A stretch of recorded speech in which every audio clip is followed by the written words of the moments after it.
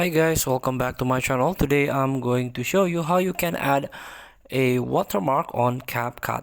So it's very easy. Now you can open CapCut on your phone, on your Android phone. I'm using the Android version, of course. And you can tap at the project that you want to add watermark here. So it's very easy. You can tap on your video, or tap on a blank space here. In order to add watermark, it's same with how you can add fonts. You can add text here, and make sure in a whole video, or for example you can use a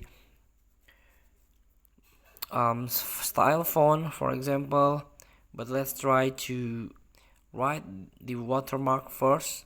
This is the example. You can write anything that you want. Here you can choose the style of your font,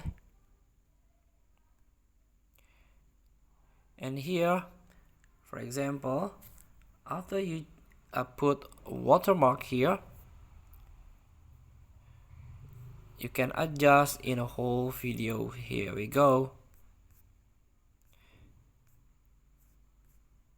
And also you can duplicate by tap on the watermark font, and here we go.